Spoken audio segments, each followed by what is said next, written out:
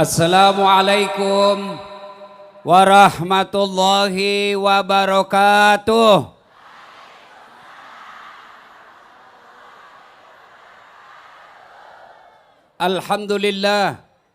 Alhamdulillahi rabbil alamin. Wabihi nasta'inu ala umurid dunya waddin. Ashhadu an la ilaha illallah. Wa ashhadu anna Muhammadan abduhu wa rasuluh. Allahumma salli ala Sayyidina Muhammad wa ala alihi wa sahbihi ajma'in. Amma ba'd. Faqad qala Allahu subhanahu wa ta'ala fi kitabil karim. Bismillahirrahmanirrahim. Ya ayyuhalladzina amanu dukhulu fis silmi kaffatan wa la tattabi'u khutuwatis syaitan innahu lakum adu mubin. Wahai orang-orang yang beriman, masuklah engkau ke dalam Islam secara sempurna. Bukan Islam pencitraan, bukan Islam pilgub, bukan Islam pilcaleg, tapi Islamlah secara benar. Coba lihat itu politisi kalau mau dipilih. Caleg kalau mau dicoblos penampilannya kalah ustad. Pakai songkok, pakai gamis, keluar masuk masjid. Biar ndak diajak senyum juga. Begitu terpilih ndak pernah lagi injak masjid.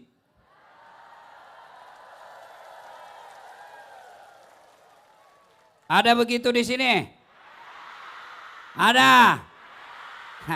Kau salah, kenapa kau pilih dong? Alhamdulillah Bupati dan Pak Gubernur ngundang Ustadz Das'ad.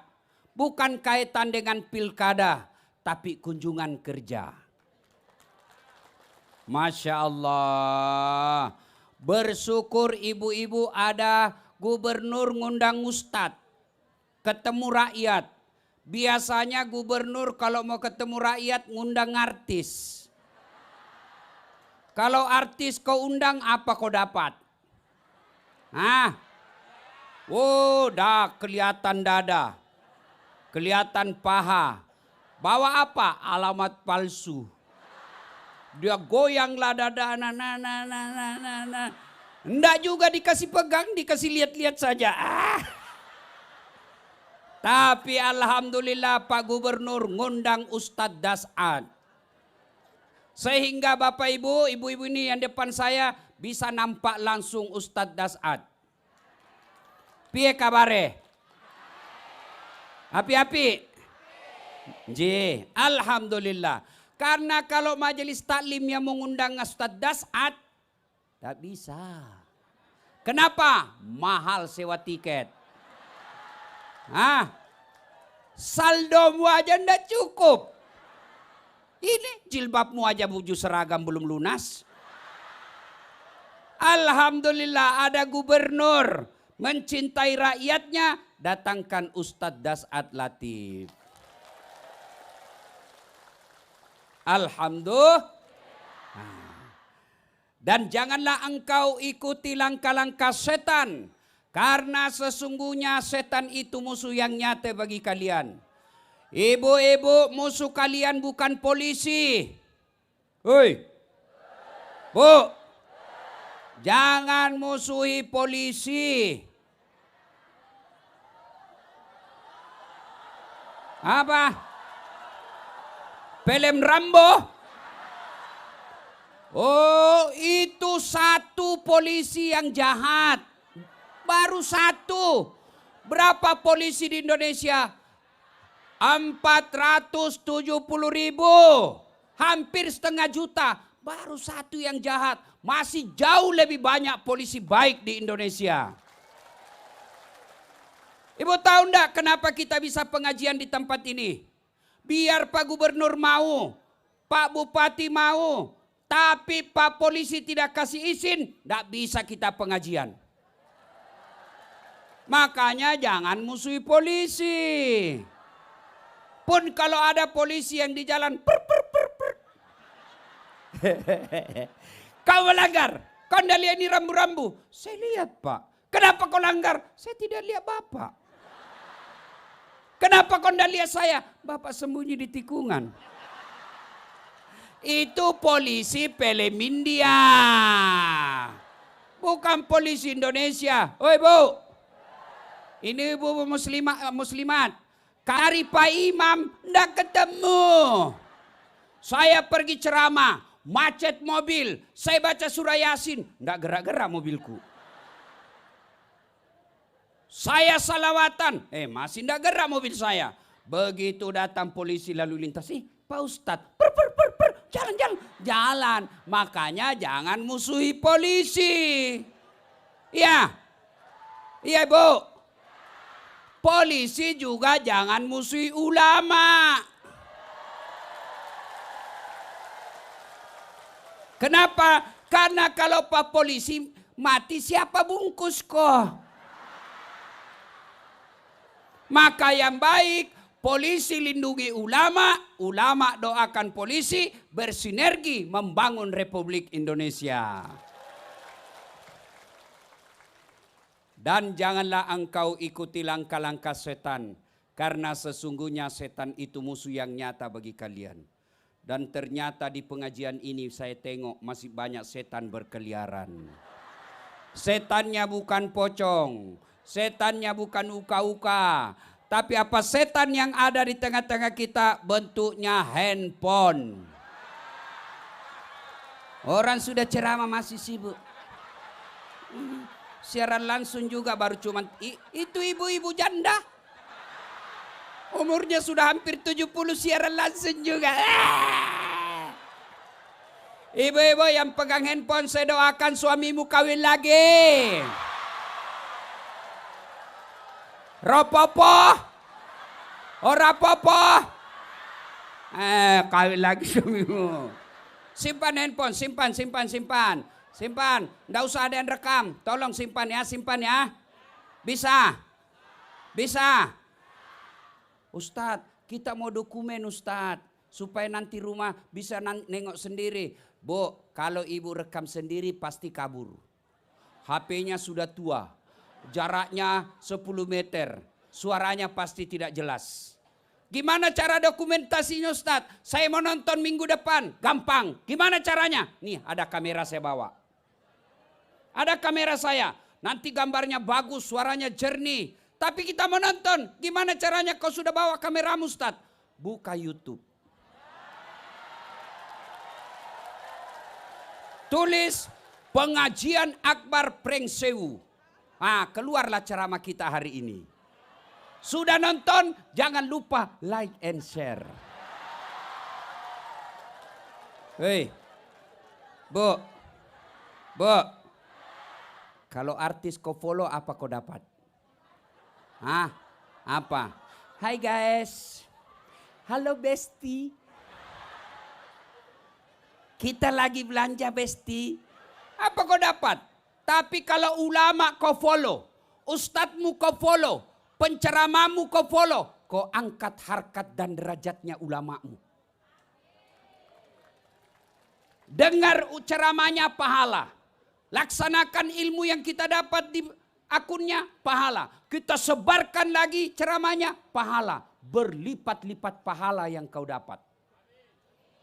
Maka follow Dasat Latif. Sudah ku follow Ustaz, ku pencet, tidak mata putar.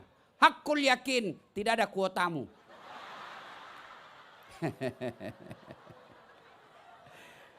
Waqala idan, bismillahirrahmanirrahim. Innallaha wa malaikatahu yusalluna 'alan nabi. Ya ayyuhalladzina amanu sallu alaihi wa sallimu taslima. Sesungguhnya Allah dan para malaikatnya bersalawat kepada Rasulullah Muhammad sallallahu alaihi wasallam. Maka wahai orang-orang yang beriman, bersalawatlah kalian kepada Rasulullah dengan sebaik-baik salawat. Suatu kali Nabi lagi duduk-duduk bersama malaikat Jibril. Lalu Nabi melihat ada malaikat lebih 1.000.000 jari-jarinya. Ibu-ibu berapa jari-jarimu, Bu? 10. Cacat dong. Masa enggak ada jari-jari kakimu? 20. Ini malaikat 1.000.000 lebih jari-jarinya. Nabi geleng kepala dan kagum. Jibril, malaikat apa itu? Banyak betul jari-jarinya. Jibril menjawab, itu malaikat pencatat hujan. Ada yang bisa catat air hujan? Ada? Tidak ada. Ini malaikat, lalu Nabi tanya, wahai malaikat, apa betul kau mampu mencatat air ketika hujan? Ya, ku catat yang jatuh di gunung, ku catat yang jatuh di sungai, ku catat yang jatuh di darat. Semua aku catat ya Muhammad. Satu yang tidak mampu aku catat. Wih, kata Nabi, apa gerangan? Kenapa tidak mampu kau catat? Karena jumlahnya, nilainya lebih besar daripada jumlah air hujan. Apa gerangan? Kata malaikat ini, ketika umatmu berkumpul di depan kantor Bupati Pringsewu. Lalu mereka bersalawat bareng-bareng kepadamu. Mereka memuji-muji Allah. Lalu bersalawat kepadamu. Aku tidak bisa mencatat betapa banyak pahala yang Allah turunkan di tempat itu. Maka saya mau lihat kita bersalawat. Kalau kita salawat di kumpul seperti ini, pahalanya lebih banyak daripada jumlah air hujan. Saya mau dengar mana lebih kencang suara ibu-ibu dengan bapak-bapak. Luar biasa di sini, lebih banyak ibu-ibunya. Ibu-ibu dulu ya, bisa ibu? Yang merasa jenis kelamin laki-laki diam. Kita dengar dulu ibu-ibunya. Ayo ibu, ikut sama saya bu.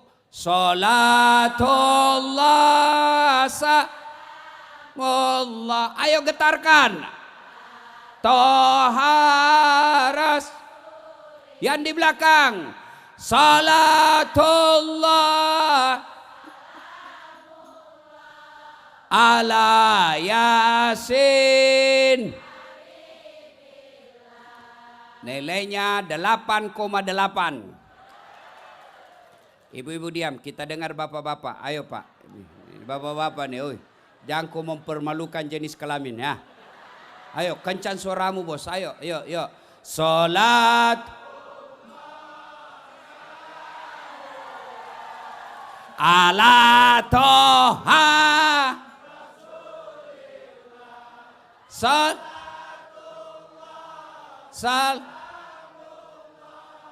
ala Yasin. Nilainya 6,6. Diam. Kita dengar ini. Kau diamlah semua. Kapan lagi kita kerjai Pak Gubernur dengan istrinya? Jangan banyak bicara, kita kerjai hari ini. Ayo Pak Gop, semua yang ada di sini, bos-bos semua ini kan? Kita dengar sama ini bos-bos kita semua ya. Salat ala Toha Salatullah ala Yasin. Nilainya 9,9.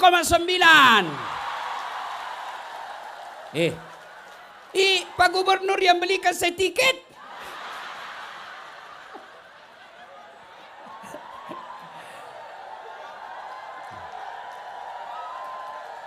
Ibu bapak, saudara-saudara sekalian, teristimewa para alim ulama yang ada di depan kita, guru-guru kita, terkhusus yang kita hormati, Bapak Gubernur beserta istri, dan seluruh pejabat sipil maupun militer yang hadir di tempat ini, yang insya Allah dimuliakan dan dirahmati oleh Allah Subhanahu wa Ta'ala. Nabi pernah bersabda, dalam dirimu Das'at, dalam dirimu Pak Gubernur, ada segumpal daging. Yang apabila segumpal daging itu sehat, maka sehatlah seluruh anggota tubuhmu. Tapi apabila segumpal daging itu sakit, maka sakitlah seluruh anggota tubuhmu.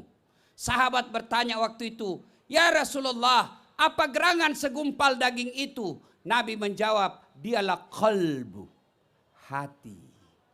Artinya apa? Baik tidaknya sifat dan peringai masyarakat Pringsewu, kalau mau lihat hatinya. Kalau hatinya sehat, tutur katanya lembut. Tingkah lakunya baik, ucapan-ucapannya menyenangkan orang.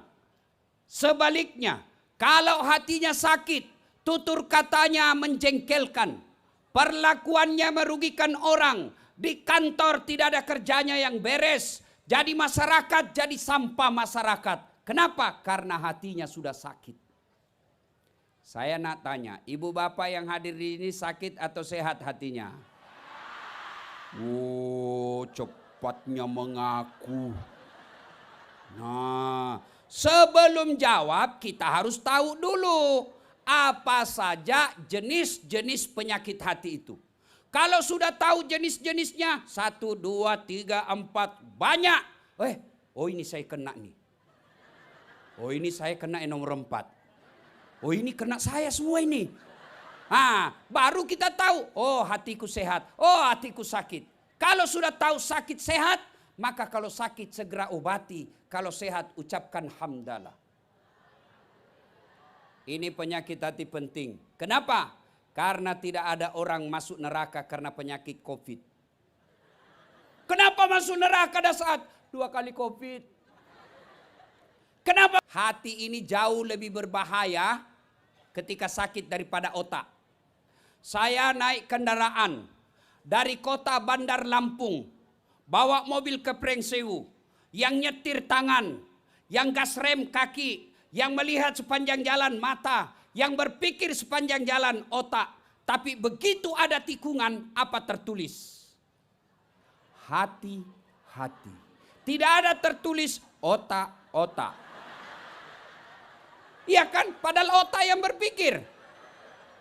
Di kantor gubernur yang menulis pengumuman tangan. Yang melihat salah ketik mata.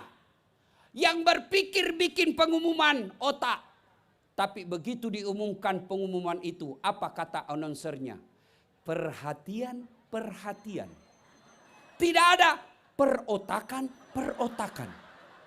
Berarti hati jauh lebih berpengaruh daripada otak. Kalau begitu apa penyakit hati? 1, penyakit hati yang paling bahaya adalah al-mutakhawilu bis sholah. Menganggap enteng sholat. Pasti banyak ndak sholat duhur di sini tadi nih. Diundang jam 1. Dandan jam 10. Coklat, biru, krem, abu-abu. Jilbabnya jilbab sakaratil maut. 3 lapis, kuning, biru, dikasih merah sedikit. Jepitannya 17. Ada kering-keringnya. Ada kayak pohon di belakang. Coba lihat ibu gubernur. Sederhana saja jilbabnya. Itu, tahu ibu, istri gubernur. Kamu istri petani. Gayanya lah. Coba kalau ibu-ibu, Masya Allah. Ada juga orang, dia hanya pengangguran. Kayak dialah yang paling kaya di situ kampung. Ngapain kau dandan? Biar kau kasih benda apa, orang tetanggamu juga tahu. Itu tetangga saya. Bajunya sempit, roknya sempit. Pergi pengantin kata suaminya, cepat-cepat kau kita ketinggalan. Tunggu dulu bang. Beleng-beleng. Ada begitu di sini? Ada. Tahu ndak yang namanya menganggap enteng sholat? Mereka yang kalau dia tidak sholat, dia merasa tidak ada dosa sama sekali. Itu kan yang banyak.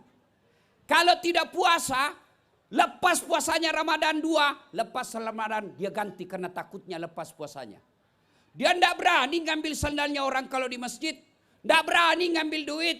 Nggak berani berzinah. Tapi berani dia tinggalkan sholat 5 kali sehari semalam. Kalian kalau tidak sholat, tidak ada gunanya semua amalmu. ada gunanya.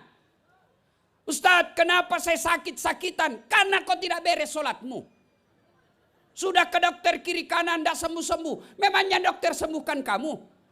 Kalau dokter sembuhkan manusia, harusnya tidak ada dokter kena COVID.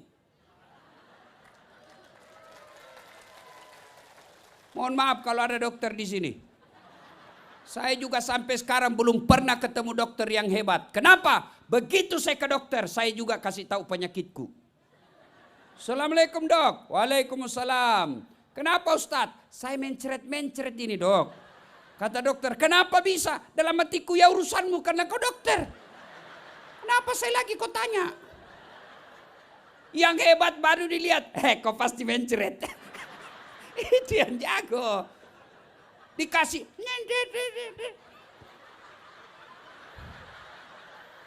Sudah dikasih obat nih. 3 kali 1 ini. 3 kali 3 ini. 2 kali 3 ini. Kau datanglah 3 hari yang akan datang. Kenapa disuruh datang 3 hari yang akan datang? Bukan karena dokter ambil duit kita. Tapi karena dokter mau tahu itu obatmu cocok atau tidak. Kalau cocok lanjutkan. Tidak cocok ganti resep lain. Allah. Tanpa kau beritahu Allah tahu penyakitmu. Maka tidak sembuh-sembuh penyakit karena kita tidak sholat. Perbaiki sholat. Kecil buat Allah kasih anakmu jadi pegawai negeri. Kecil buat Allah buat 2 periode. Kenapa kau tengok gubernur? Bukan, saya yang ceramah bukan gubernur. Kecil buat Allah 2 periode. Kecil men, kecil. Allah cuma minta perbaiki sholat. Maka Pak Gubernur kalau datang begini, perhatikan semua rombongan. Awas kalau ada yang tidak sholat, kumutasi kau. Insya Allah. Ngapain kita pengajian seperti ini kalau tidak sholat? Di akhirat nanti Allah sampaikan, ibu iyam. Ibu kiem. Tugimin. Bejok. Wes iki lo. Saiki amalku sampean. Iki sampean ini iki amalmu semua nih. Nih. Piye kuncinya? Mana kuncinya? Enggak ono kalau enggak ono kuncimu tak hapus semua amalmu. Enggak ada gunanya. Maka ketika mau puasa, setan tidak terlalu goda. Mau haji kalau setan katakan kau pergi umroh tiap tahun. Kalau perlu update status biar sujud kau foto lagi. OTW tawaf. OTW sa'i. Sholat 2 rakaat. Alhamdulillah sudah sholat. Kalau kata setan upload semua itu supaya habis amalmu. Tapi ketika kalian mau sholat, setan berupaya menggagalkan. Kenapa? Semua amalmu tidak ada guna ketika kau tidak sholat. Sebatang pohon lebat bunganya, walaupun 1000 tahun, kalau tak sembayang apa gunanya, walaupun 1000 tahun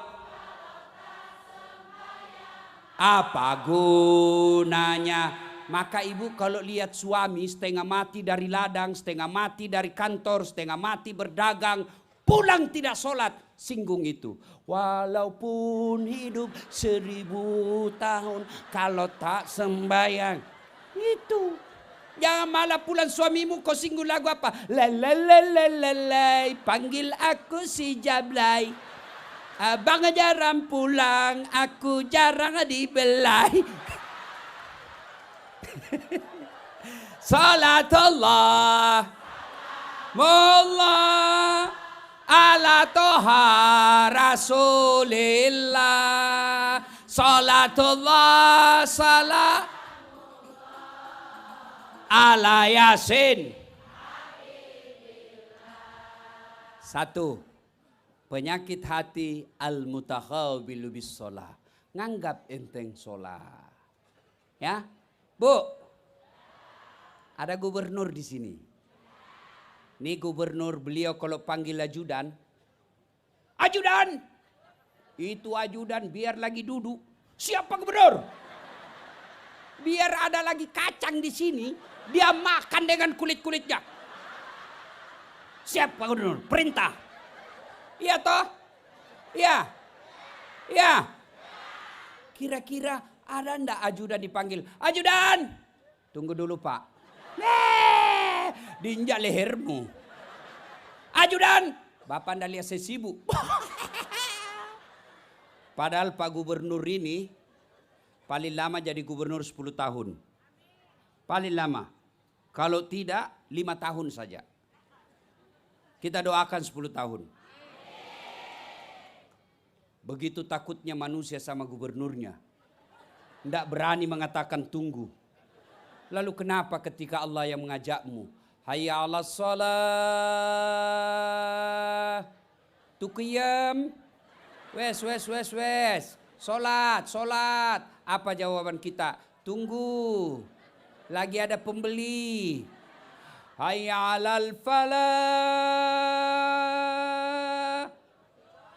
Bejo. Wes. Solat. Apa kata sampean? Tunggu. Lagi mendomi. Pantas. 30 tahun kau merantau cari nafkah. Sampai sekarang tidak bisa kau lepas dari kredit. Kenapa? Tuhan yang punya dunia kau tinggalkan dan kau jauhi. Maka lepas pengajian ini, apapun kegiatan kita, apapun kesibukan kita, bahkan sebesar apapun dosa yang kalian lakukan, jangan pernah tinggalkan sholat. Sholat. Biasa perempuan banyak tidak sholat kalau selesai haid. Terlanjur nyaman dia 5 hari tidak sholat. Kata suaminya, kenapa belum kau sholat? Biasanya cuma 5 hari. Ini sudah 7 hari kau belum sholat. Apa kata istrinya? Belum bersih. Masih ada sedikit-sedikit ini bang. Kata suaminya, kau bohong ya? Apa bohong? Saya kasih lihat kau. Beleng-beleng. Nenek. Ya. 2. Penyakit hati di antara kita. Apa itu? Yang kedua, al-istighalu bi uyubil khalq. Suka cari kejelekan orang. Nih ibu-ibu nih. Tukang gosip. Saya aja lewat tadi ada yang gosip saya. Ternyata kecil aja orangnya.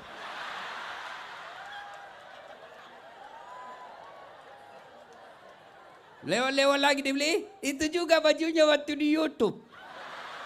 Ini pelakunya sama tukang gosip ini. Hei! Hei! Ingat, biasanya dekat pilgub banyak orang yang menyebarkan kejelekannya incumbent. Kejelekannya gubernur. Dia sebar. Bu, kalau tidak senang orang, tidak usah kau coblos. Tapi begitu kau sebarkan kejelekannya, maka ibu tanggung dosanya dunia sampai akhirat. Ini biasanya gini. Dia tidak cerita tuh, mulut matanya dong.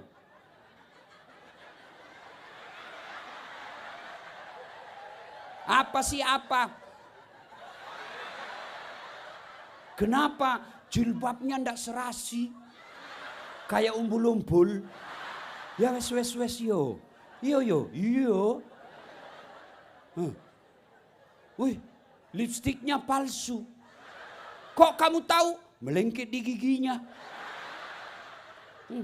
Semua orang mau digosip. Gelangnya palsu. Kenapa kau tahu? Tuh ada hitam di lengannya. Ini kelakuannya semua ini bu. Ayuhibbu ahadukum, kata Allah, sukakah kamu memakan bangkai sesamamu manusia? Nabi pernah bertanya kepada sahabat, atadruna manil muflis? Saudara-saudara sekalian, kau tahu enggak siapa yang bangkrut di akhirat kelak? Kamu tahu enggak siapa yang pailit di akhirat kelak? yang tidak sholat ya Rasul? Nabi katakan, dia sholat, bahkan sholat-sholat sunnahnya baik.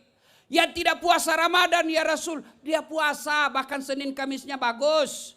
Yang tidak bayar zakat ya Rasul, dia bayar zakat, sedekahnya pun ada. Yang tidak haji padahal dia mampu, dia sudah haji bahkan umroh tiap tahun. Seluruh sahabat heran. Kalau begitu siapa yang bangkrut ya Rasul? Kalau begitu siapa yang pailit ya Rasul? Nabi menjawab, jarusu wa khati'ur rahim. Tetangga yang jahat sama tetangganya dan dia memutuskan tali persaudaraan. Kenapa bisa bangkrut? Ya, hubungannya kepada Allah baik, ibadah mahdanya baik, tapi di kantor tidak ada yang senang. Bertetangga tidak ada yang senang. Depan rumahnya bertengkar gara-gara pagar. Samping rumahnya bertengkar gara-gara got. Samping kiri sawahnya bertengkar gara-gara ledeng. Apa? Hah? Pak ledeng. Mulut bugis.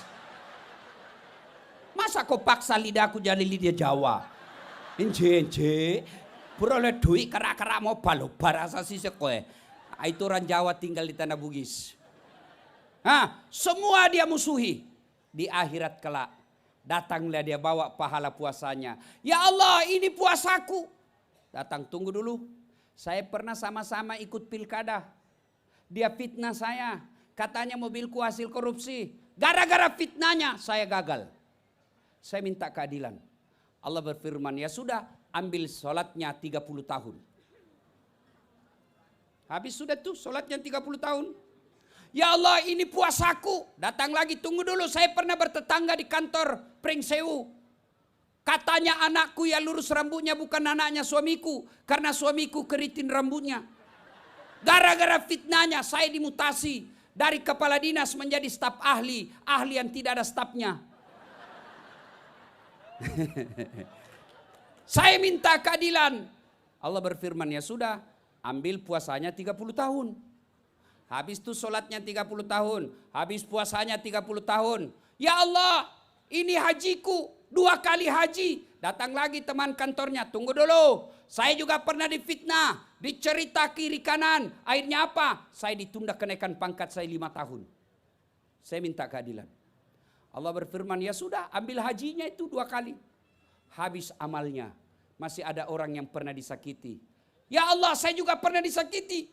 Kata orang yang tadi banyak amalnya, di mana lagi Tuhan, sudah habis amal saya. Puasa saya sudah habis, sholat saya sudah habis, haji saya sudah habis, zakat saya sudah habis. Tidak ada lagi cara bayarnya. Lalu Allah berfirman, supaya adil, ambil dosa orang ini yang pernah kau fitnah, yang pernah kau cerita jeleknya. Maka ibu-ibu, silakan ikuti pesta demokrasi. Silakan ikuti pilkada. Tapi jangan kau bantu orang sebar fitnah-fitnah, apalagi berita bohong. Habis amalmu. Maka ibu-ibu kalau ada yang datang cerita, Assalamualaikum, Waalaikumsalam. Anu apa toh? Anu itu. Maka majelis taklim yang baik, dia akan mengucapkan, na'udzubillah min zalik. Kita berlindung kepada Allah, suami kita belum tentu lebih baik dari dia. Itu yang bagus. Bisa Bu? Bisa? Tapi yang banyak kan tukang tambah. Ikut campur. Biar bukan urusannya dia campur. Anu ya. Kayak King Kong. Ketawa baru kau semua kena ini. Hei. Ibu tahu enggak kalau Bu suka campur? Bukan urusannya diurusi juga. Tahu? Bu, orang yang suka ikut campur, nanti takdirnya hidupnya seperti tauge. Tahu tauge? Tahu tauge Bu? Coba lihat tauge, selalu ikut campur kan? Ya, pecel ada. Gado-gado, tahu isi, sayur asam manis. Karena dia selalu ikut campur, maka toge Allah takdirkan tidak ada yang lurus, semuanya bengkok. Maka kalau ada ibu-ibu pagi-pagi suka gosip, teriaki, togenie. Togenie. Salatullah ala toha. Salatullah ala Yasin. Satu, nganggap enteng solat. Dua, suka cerita kejelekan orang. Ada bilang, Ustadz yang saya cerita itu memang benar. Justru benarnya namanya gibah. Kalau salah namanya fitnah. Satu kali datanglah anak muda bertetangga dengan Umar bin Khattab. Melapor kepada Umar. Umar waktu itu presiden. Amirul Mukminin namanya. Ya Amirul Mukminin, kata Umar, kenapa? Saya mohon pendapatmu. Kenapa kamu? Ini tetangga saya anak muda, kasihan. Dia mau menikah. Kata Umar, alhamdulillah terbuka jodohnya. Tapi calon istrinya saya tahu masa lalunya.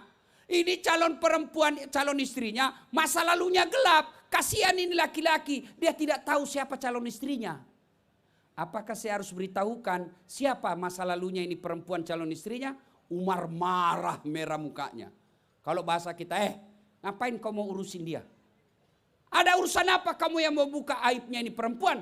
Kau tahu enggak siapa yang tutup aibnya ini perempuan sehingga calon suaminya tidak tahu? Kau tahu Allah Subhanahu wa taala. Ngapain kau yang mau ungkap? Bukan untuk mempermalukan.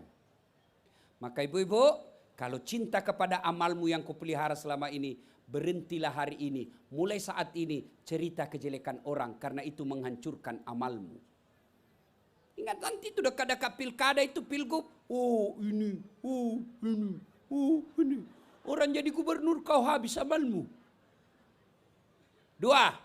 Yang ketiga. Yang menjadi penyakit hati kita kata Nabi. Qillatul haya. Kurang rasa malu. Masya Allah. Dulu perempuan. Dulu.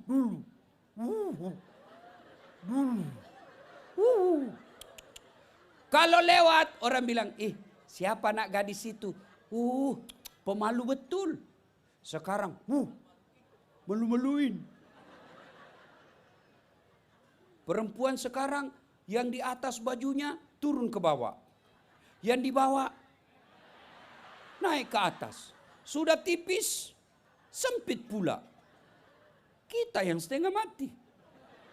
Ya, bagaimana Pak Satpol? Dilihat. Dosa? Tidak dilihat. Barang bagus. Maka yang baik kata Nabi, kalian harus kerjasama. Laki-laki tundukkan pandanganmu. Perempuan jaga akhlakmu. Biar kami setengah mati jaga mata. Tapi kalian gentayangan seperti setan, habis amal kami. Tidak mungkinlah Pak Gubernur jalan begini terus.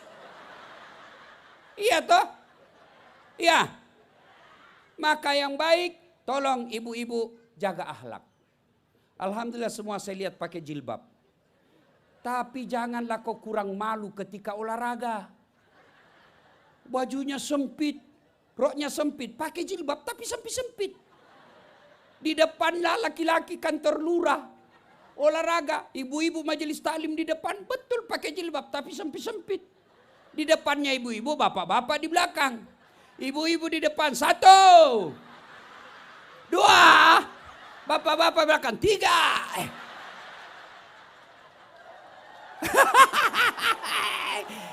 Iya toh?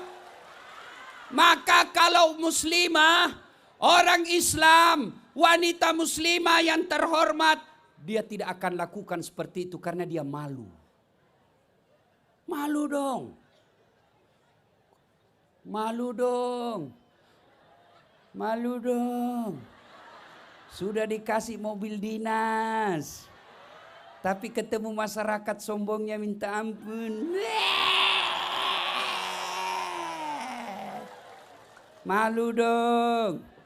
Sudah dikasih mobil dinas. Mobil gratis. Bensin gratis. Ada sopirnya gratis. Tidak pernah didapat pengajian. Malu dong. Sudah anggota DPR. Dipilih. Kasih uang reses. Pakai tanda tangan palsu.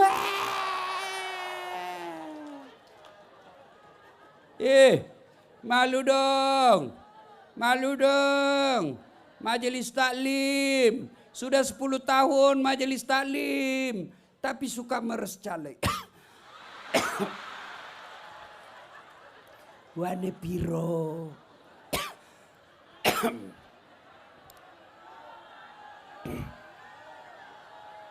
Kenapa?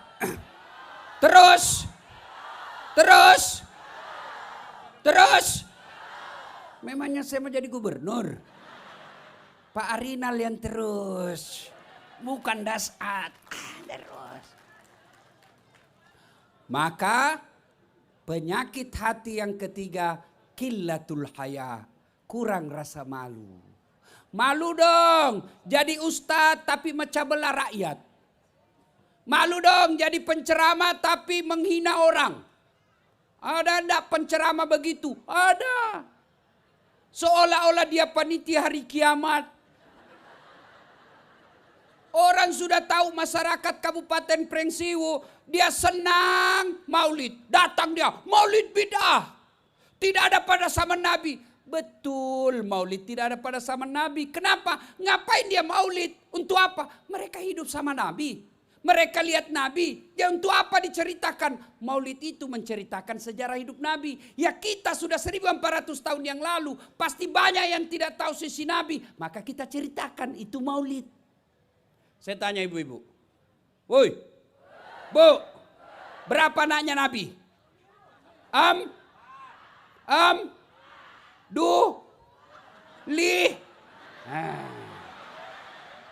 Ini bingung kan? Maka itulah maulid. Cerita. Anak-anak Nabi ada 7 orang. 3 laki-laki, 4 perempuan. Pertama Qasim, Abdullah, Ibrahim, Zainab, Ruqayyah, Ummu Kalsum, Fatimah. Nah, itu tujuannya maulid. Malu dong jadi ustadz. Gampang sekali. Neraka.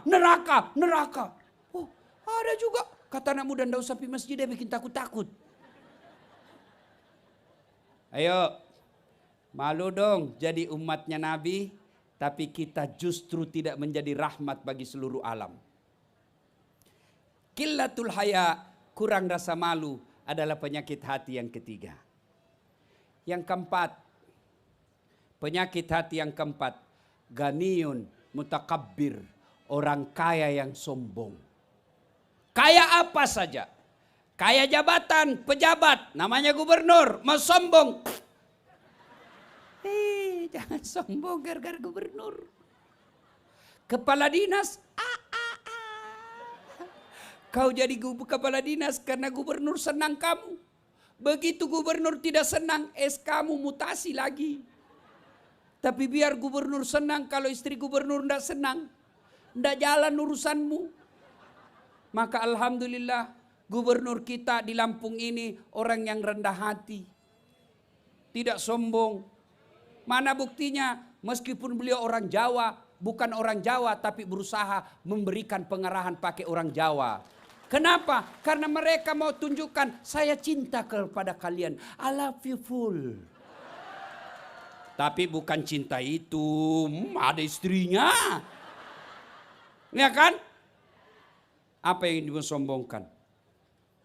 Nih, Dasat Latif. Merasa hebat? Tidak, saya bukan hebat. Kenapa bisa saya seperti ini? Karena ada penonton. Bukan karena saya jago, karena ada penonton. Bayangkan kalau saya tidak ada penontonnya. Ceramah di sini 2 jam, berapi-api, tidak ada yang nonton.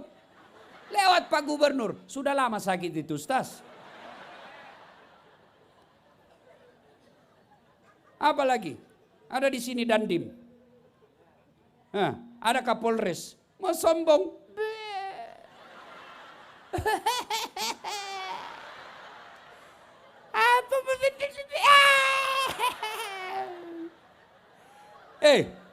Gubernur aja ndak boleh sombong. Dandim Kapolres saja ndak boleh sombong. Ulama aja ndak boleh sombong, apalagi kau yang pengangguran. Kalau gubernur sombong, Dandim, Kapolres, profesor, orang kaya sombong, orang masih maklum, ya wajarlah dia sombong. Dia kaya, tapi kata Allah, dia temannya setan. Orang kaya sombong temannya setan. Tapi orang masih maklum, ya wajarlah. Tapi kalau sudah miskin, tidak terkenal, pengangguran, rumah ngontrak-ngontrak, jelek rumahnya, jelek istrinya.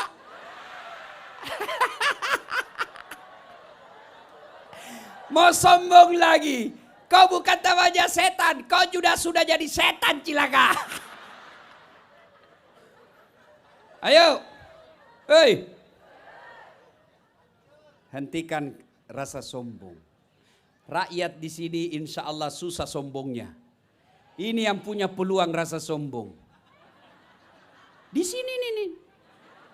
Kalau kita apa yang kita mau sombongkan? Paling kita ini Pak. Inggi bos, inggi. Apa yang kita mau sombongkan? Biasanya sombong itu ketika Allah berikan kelebihan kepadanya. Maka ujian bagi pejabat, ujian bagi orang cerdas, ujian bagi mereka adalah ketika dia mampu mengendalikan rasa sombongnya. Ibu bapak saudara-saudara sekalian, banyak penyakit hati. Tapi waktu jualah yang membatasi kita. Belum puas? Betul. Memang saya bukan laki-laki pemuas. Kalau saya kasih puas ibu-ibu mati muda saya. Begini aja. Kita doakan Pak Arinal sehat walafiat. Jadi gubernur lagi. Kita datang lagi ke Kabupaten ini untuk syukuran insya Allah. Ya. Nah sekarang sudah tahu ada 3 penyakit hati. 4. Ayo periksa. Bapak ibu masuk apa enggak? Kalau sudah masuk, wala tai'asu min rauhillah kata Allah. Jangan kau putus asa, segera perbaikinya. Segeralah bertobat. Assalamualaikum warahmatullahi wabarakatuh.